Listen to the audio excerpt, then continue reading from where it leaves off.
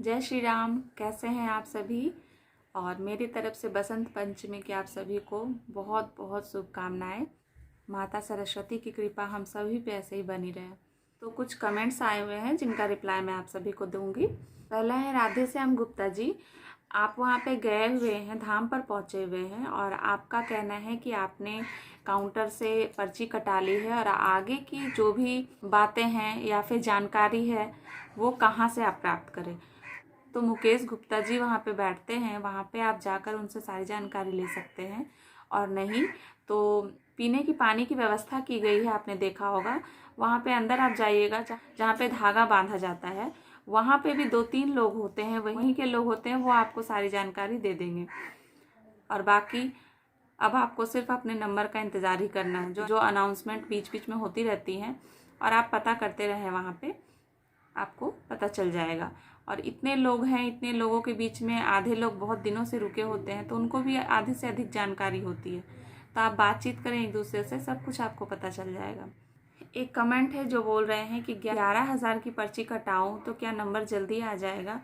तो मैं पहले भी बता चुकी हूँ, वहाँ पे ये नियम है। अगर आप ज़्यादा व्यस्त हैं, वहाँ पे टाइम नहीं दे सकते हैं, है ना, और आपके पास पैसा है, तो आप ज़्यादा पैसे की पर्ची कटाकर गुरुजी से जल्दी मिल लेते हैं। पर ज़रूरी नहीं है आपका नंबर। ऐसे तो 11,000 के 7200 11,000 ऐसे जो पर्ची कटाते हैं उनका नंबर 24 घंटे के अंदर ही आ जाता है। लेकिन कभी कभी ऐसा होता है कि आपको 1-2 दिन तक रुकना पड़ जाता है। अगर भीड़ ज़्यादा है तो उन 11,000 और 7200 11,000 वालों की संख्या अगर ज़्यादा है तो। दूसरा प्रश्न है कि हमारी पर्ची कोई और भी कटवा सकता है, कोई वहाँ पे व्यक्ति है तो बताएं। तो मेरा कोई भी व्यक्ति वहाँ पे नहीं है। और पर्ची आप पहले से कटा सकते हैं, या अगर आप वहाँ जाकर कटा कर वापस आ सकते हैं तो आप कटा सकते हैं, या सामने हैं तो आप कटा सकते हैं। और नहीं तो तीसरा ऑप्शन ये आता है कि जब हम वहाँ पे जाते हैं ना, तो वहाँ पे कुछ लोग हमारे सर्कल के हो जाते हैं, कुछ लोग से जान पहचान हो जाती है, अच्छी बातें हो जाती हैं, है ना, हम एक दूसरे से नंबर एक्सचेंज कर लेते हैं। तो ऐसे कुछ लोग होते हैं जो जिनको आप कॉल कर दे, भरोसेमंद हो जाते हैं, जिनको आप कॉल कर देते हैं और वो आपकी पर्ची कटा कर रख देते हैं।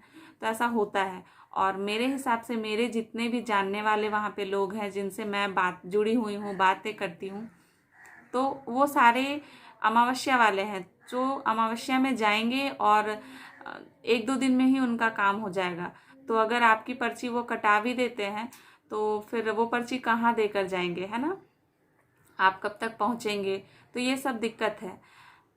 तो पर्ची आप पहले कटवा तो सकते हैं, पर उसके लिए व्यक्ति मैं नहीं बता सकते आपको कि कौन कटवा के रख सकता है ना। एक प्रश्न है कि शुरू में पर्ची कितने की कटती है। तो ये आपके ऊपर है, 100, 500, 200, है ना, 1100, उससे ऊपर तक की पर्ची आप अपनी इच्छा अनुसार, अपनी सुविधा अनुसार आप कितने की पर्ची कटाना चाहते हैं उसके हिसाब से आप पर्ची कटा सकते हैं। आपको वहाँ पे कोई ऐसा प्रावधान नहीं है कि आपको इतनी की ही पर्ची कटानी होगी। आप पर्ची अपने हिसाब से कटा सकते हैं। तो ऐसे तो बोला जाता है कि 1 रुपये से भी पर्ची कटती है, लेकिन 1 रुपये की पर्ची जल्दी कोई कटाते नहीं। और जिसके पास बिल्कुल नहीं है वो 100 रुपये की पर्ची कटाते हैं, है ना। तो बोला तो जाता है कि एक रुपये की भी पर्ची कटती है, पर मुझे नहीं लगता कि 1 रुपये की पर्ची कोई कटाते होंगे वहाँ पर जाकर, है ना। तो शुरुआत में जो पर्ची कटती है आप अपने अनुसार कटा सकते हैं। अमावस्या की अब जो पर्ची कटती है वो भी आप अपने हिसाब से कटा सकते हैं। बस आपको 2-3 चीज़ों के पैसे लगते हैं उनके हिसाब से, जो कि पूजा की होती है। जैसे हवन के पैसे निश्चित किए हुए हैं, रामायण के पैसे निश्चित किए हुए हैं। बाकी अमावस्या की और फर्स्ट टाइम दिखाने की, इन सभी की पर्ची आप अपने हिसाब से कटा सकते हैं। एक कमेंट है कि अगर अमावस्या नहीं की हो तो क्या काम नहीं होगा, है ना। तो जहाँ तक मैं जानती हूँ कि वहाँ अमावस्या का ही महत्व है। ये बातें मैं पहले भी बता चुकी हूँ। और आपको अमावस्या करना ही होता है क्योंकि वहाँ अमावस्या का ही महत्व है। आपको लगातार 5 अमावस्या करनी होती है। तो सिर्फ गुरुजी से मिल लेने से हमारा कार्य खत्म नहीं हो जाता, आपको वहाँ के कार्य तो करने पड़ेंगे ना। जो भी कर्म है वहाँ के, अमावस्या हो, हवन हो या फिर रामायण हो, ये सारी चीज़ें अगर गुरुजी बोलते हैं करने के लिए तो हमें करना होता है और पूरी श्रद्धा भाव से करना होता है, पूरे विश्वास से करना होता है। क्योंकि कार्य तभी होता है जब आप ईश्वर पे, बालाजी पे, हनुमान जी पे पूरी तरह से विश्वास रखते हैं, है ना। और पूरे विश्वास के साथ बालाजी से आप प्रार्थना करते हैं कि नहीं, हमारा काम तो यहाँ पे हो ही जाएगा, है ना। पूरा विश्वास रखना होता है वहाँ पे। क्योंकि क्या होता है ना, कभी कभी हम अमावस्या तो पूरी करते हैं, हवन भी पूरी कर रहे हैं, जो भी गुरुजी ने कहा सब कुछ पूरे कर रहे हैं, पर हमारे अंदर क्या है, शंका है। हम ये, हमारे दिलो दिमाग में ये चलता रहता है कि देखते हैं, कार्य तो मैं कर रहा हूँ, देखता हूँ कार्य होगा या नहीं होगा, है ना, काम होता है या नहीं होता। तो हमारे बीच में तो हमारे मन में वो शंका होती है। तो उस शंका के साथ अगर हम भगवान को ध्यान करते हैं और जो भी कार्य करते हैं तो उसका फल हमें कैसे प्राप्त होगा। हमें उन पे विश्वास ही नहीं है तो हमारा कार्य कैसे होगा। और शायद ये भी एक वजह है कि कुछ लोगों का कार्य नहीं भी होता है या फिर टाइम लगता है या फिर वो पेशेंस ही नहीं रख पाते। वो जैसे ही हवन करते हैं उनको लगता है कि हमारा कार्य बस तुरंत हो ही जाए। उनको सबसे पहले ये देखना चाहिए कि गुरुजी ने पर्ची में क्या टाइम लिखा है, क्या समय लिखा है, उस समय के अवधि में वो कार्य पूरे होते हैं। तो मैं तो बस इतना ही बोलूँगी कि अपने आप को, अपनी समस्याओं को बालाजी हनुमान के चरणों में समर्पित कर दीजिए, छोड़ आइए वहीं पे और पूरी तरह से समर्पित हो जाइए कि मैं यहाँ पहुँच गया हूँ और हमारा काम होना ही होना, हमारे दुख हर लेंगे हनुमान जी, और आपका काम होना ही होना है, होगा ही, जरूर होगा।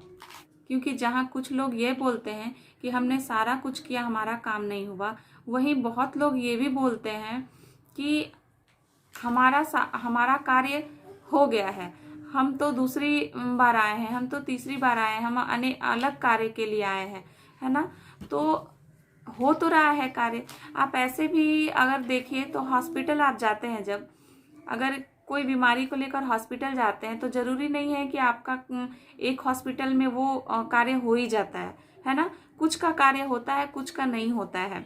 थोड़ा कुछ लोग को पेशेंस रखने की आदत नहीं होती, है ना। जैसे डॉक्टर के पास गए तो उनको ऐसा लगता है कि डॉक्टर के पास मैं चला गया तो मैं बस ठीक हो जाऊंगा, तो उसमें भी उनको टाइम लगता है। आपको विश्वास उन पे भी रखना होता है। तो विश्वास रखिए, विश्वास और आस्था रखेंगे तो आपका कार्य जरूर होगा। कुछ लोग बोलते हैं ना कि राम जी को क्या सीता को लेने के लिए लिखित चाहिए था, है ना, पर्ची बनानी पड़ी थी क्या।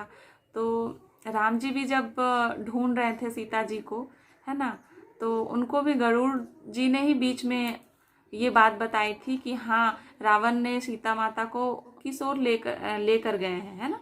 राम जी को भी शिव जी की पूजा करनी पड़ी थी, राम जी को भी समुद्र देवता की पूजा करनी पड़ी थी।